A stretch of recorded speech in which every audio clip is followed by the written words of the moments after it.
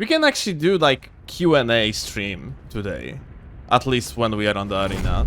If you have any questions, just ask. Oh my god, look at him.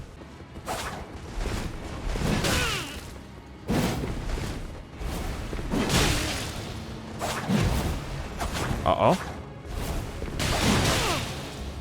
I have an idea.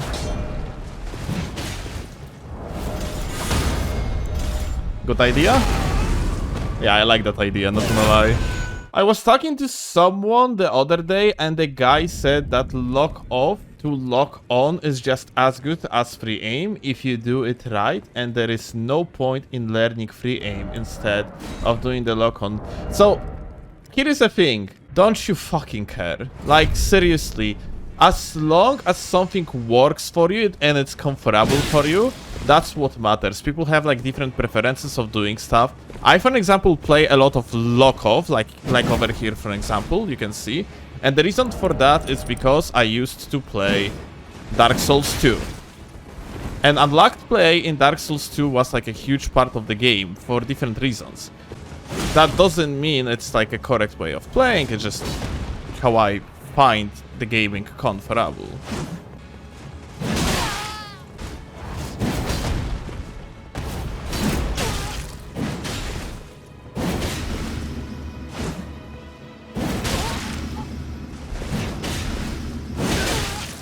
Whoops. Wee! Wait. Jesus Christ, that was so weird. It is true that if you are playing lock-on or lock-off, you can have basically same precision. Lock-on is like assisting type of move, so your precision going to be better technically. But to be honest, for example, with stuff like HTS, like the jump attacks, in the jump you cover like a 4 frames, which allows you to essentially cover entire 180. You don't really want to be precise. Like I, for example, play both on the lock-on and the lock-off, depending on the situation. Like here, I can lock-on, yeah? But if I want to do 180, I'm just going to lock-off.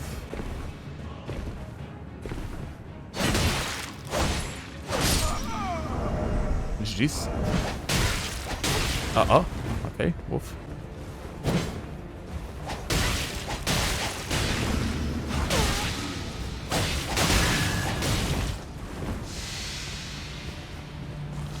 And nope. All that talk about the god is for nothing because you witnessed one. Holy shit. One could say this guy is a fan of daggers. Oh my fucking god. Scotty is asking, if hard swapping wasn't a thing, do you think you would still be a good at this game? Question mark. I think there is actually that misconception among people that just like kind of chilling with the game and not really digging it, like on, let's call it, super competitive level. Sometimes they're looking at people that's doing some fancy shit and they think that it's actually optimal. Here is a thing. When it is possible to avoid hard swaps, you should avoid hard swaps. You're not supposed to play around and like, you know, like just set up everything for the sake of to play with the hard swaps like this, because every time like you are doing like the hard swap to surprise your opponent, it might work, but it is also a risk. And in this game especially, it is so that one mistake might end up losing you entire match, just like this, yeah? So yeah, like the hard swaps might work and so on, but they might also like be a reason why you are going to lose the match. So yeah, like, are they worth using? I, for example, swapped to the climber here, and to be honest, like, even this attempt like fucked me over like a lot. Well, here like a hard swap worked well, but I also lost half of the HP because I attempted to do the neutral swap. Is it worth it? Well, it depends per situation. Essentially, the way how you determine skill in this game, like pure skill, is definitely not through the hard swaps. It is more like a trick fun thing that dexterous people are capable of doing. And yeah, it's honestly more about setting up your inventory rather than legitimately...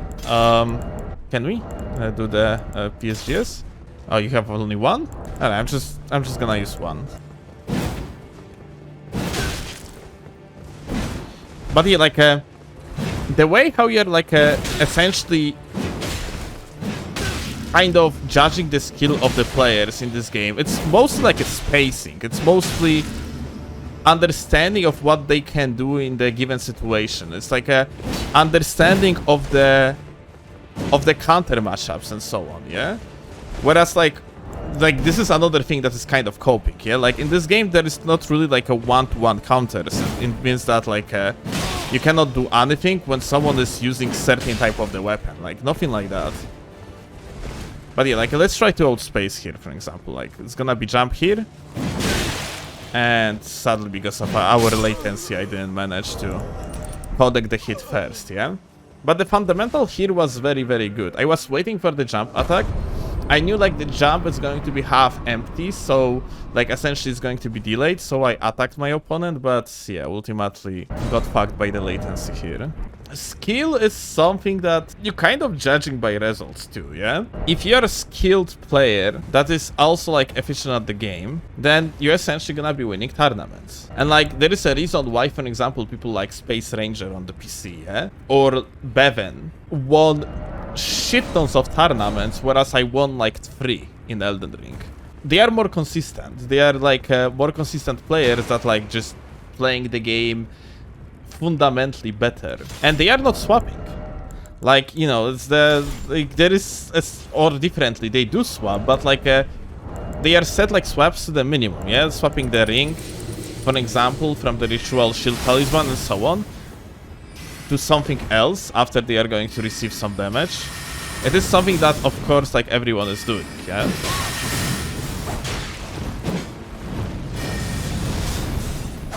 Uh-oh. Uh-oh. Uh-oh. Uh-oh. Mage bullied? Okay, listen. You're not supposed to have mana anymore, you know? I think the biggest problem is misunderstanding of actually someone being skilled and someone being flashy. Doing billions of hard swaps is usually not a matter of actually being skilled fucking player that is, like, efficient at the game and just, like, that much better than everyone else. It's about, like, just being flashy. And yeah, like, in vast majority of the cases, like, for example, the fact I have these shields up there, like, they are essentially useless because parrying in this game, especially on the various latencies, might be so incredibly inconsistent that parrying is usually too dangerous to pull off. In the tournament environment, I, for example, never pull off the parries. They are just too dangerous. That's why the highest form of skill is PSS and never heard swapping into anything else. Very true. Story of certain weapons that are, for example, very simple to use, like PSS, is, like, completely different topic. You have plenty of weapons that just are autopiloting you to the win. Some people believe, like, for example, PSGS is such a weapon. Not true at all. If you are going to remove a lot of damage from this, you are still going to find people using it because this setup is so fucking incredibly good. If you are going to remove damage from the PSSS, people still gonna be using it anyway. Especially in certain matchups, yeah? PSGS, if you're gonna remove damage from PSGS, people are not going to use it. Even if you're going to remove the crouch poke from the PSGS, people are not going to use it anymore. Like, the weapon is going to be, like, a too fucking bad. The jump attacks are not so deadly anymore.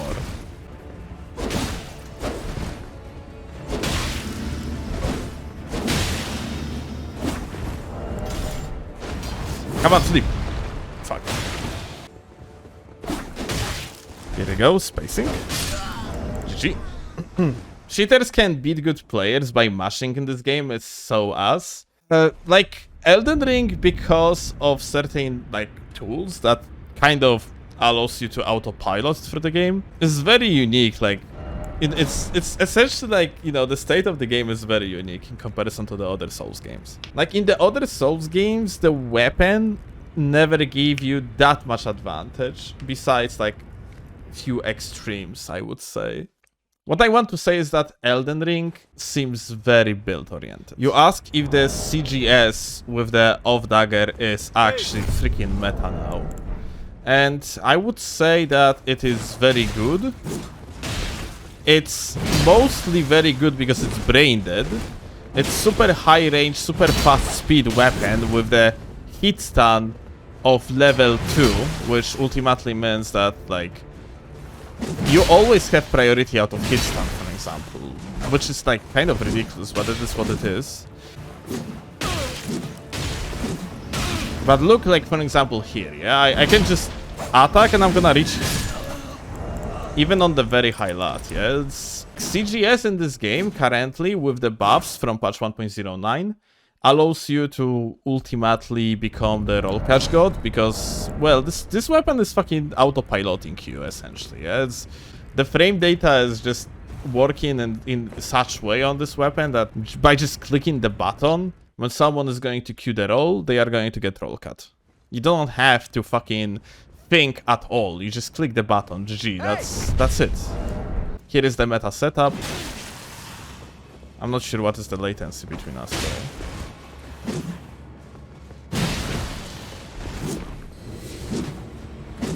Look, I can just click the button.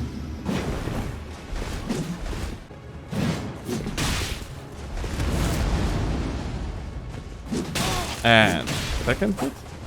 And R1, R1, R1, R1. Unmatched. It's very good.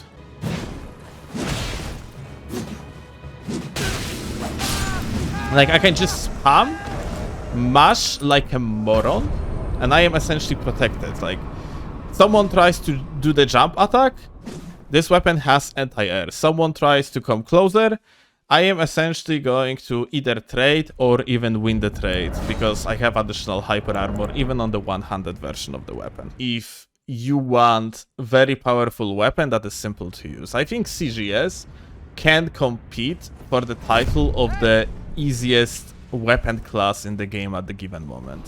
What about HTS? Do you think it still can be considered meta? Honestly, like, when it comes to the HTS, I think, like, it's still very strong, but the amount of effort that you have to put into making this weapon work is just too much for the sake of to even consider it worth it. It's just literally not worth it to put that much effort into, like, becoming good at using the weapon. On the top of that, like, you need to play so fucking well against, like, meta matchups.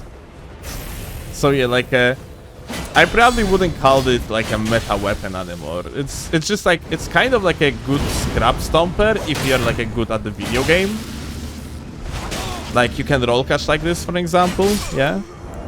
Like, the jump attacks is something that, like, especially new players have like a lot of trouble like dealing with. But I wouldn't fucking say that it is meta anymore. Ever since they removed to hit combo. Let me actually... Let's do it. That's gonna be one of the setups of all time. Uh-oh. And that was, like, very good lats too. Touch.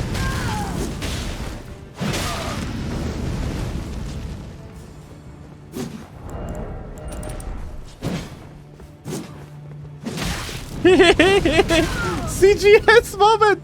Oh, man. Oh, I'm gonna outplay you with that neutral jump. Oh, no, bitch, no.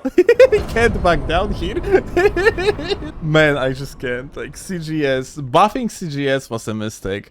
Buff to the damage would be fucking fine, to be honest. Like, the buff to the speed was fucking terrible decision on From Software's part. Yeah. Light roll gamer. Like, impossible to roll catch the guy. Like, can we talk about light rolls? Light rolls are nowhere to be fucking, like, fixed, by the way. This good lat, like, that's supposed to be hit, yeah? But, like, light rolls are just so incredibly fucking busted, even after the nerf. And only, like, you wait when someone is using BHS or quickstep with them. It's fucking ridiculous. Like, and it is low lat yet again. Like, if that would be higher lat, like, it would be so much fucking harder to deal with this guy. It's not even funny to think about it. Alright, die. Light roll in patch 1.09 is not even close to what it should be. It's still fucking broken garbage that is literally fucking breaking the fundamentals of the combat in this game. That is abusable by people for the sake of so they don't have fucking space shit. It's very unfortunate. If everything is OP, nothing is OP. I mean, like, good meme, but if everything is OP, then the game is just fucking dog shit. Honestly, and that's the problem.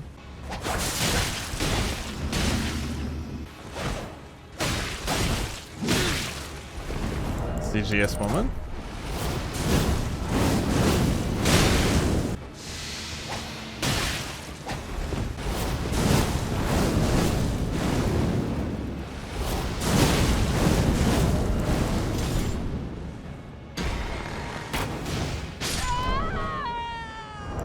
Insane G. If everything is OP, then everything is a coin flip. That's actually a good fucking point.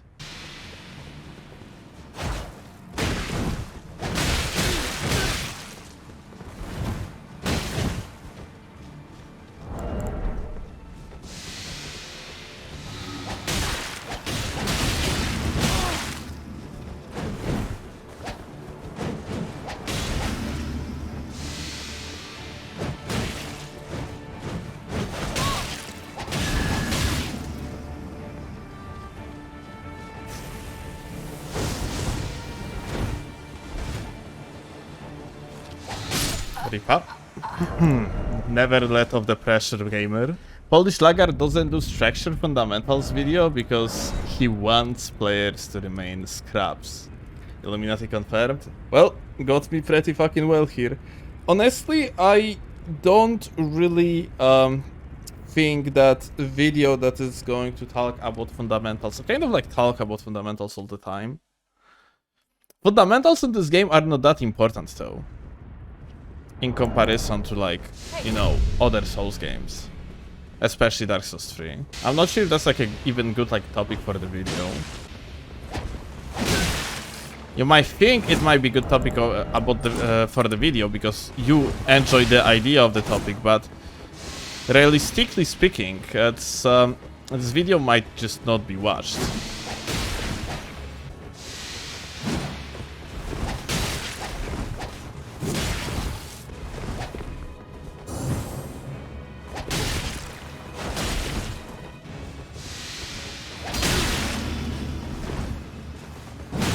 Rot moment. While Steel is making theories, Rust is making videos. That's actually a very good point. There is one gamer on YouTube that's making the videos about fundamentals and overall how to improve at the game. Whatever I would say myself, this gamer said it already in his videos. The gamer's name is Rust Bucket. He has shit tons of videos on the topic how to improve on the game, and yeah, they are great. I am definitely going to do a guide how to become better at the PvP at some point, probably, like, you know, the moment when there is going to be the for example, summer sale, or maybe like when the DLC is about to be released, or maybe like both at these times. But I am not gonna go super deep into fundamentals because this is something that you learn over time anyway.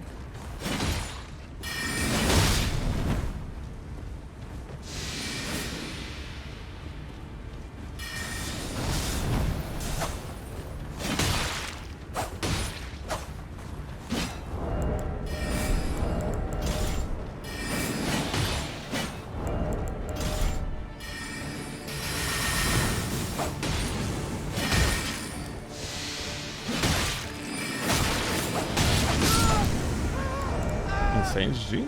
It's time to play the most OP setup in the world, which is obviously one and only fire bundled broadsword, sword and board gaming.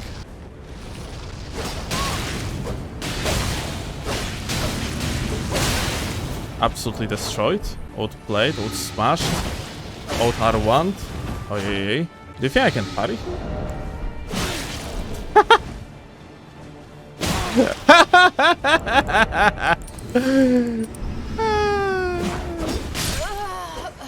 Good lad. Certain board whenever you use the board. Listen, you wouldn't understand. A board is here only for the sake of to scare your opponent. Look at that. You see he is scared now. Terrified. Look at that he punch.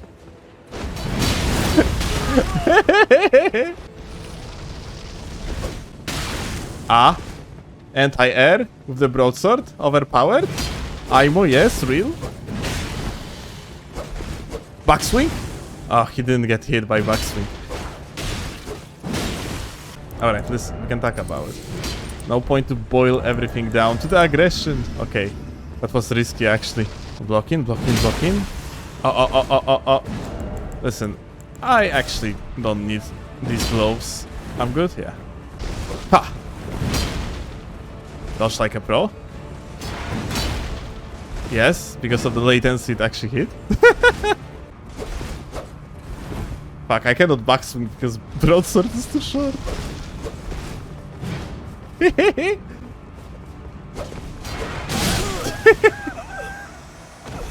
Alright, listen, he got 2 swords. Oh, actually I won. Alright, broadsword. Fucking broadsword on the sword and board OP. Clearly.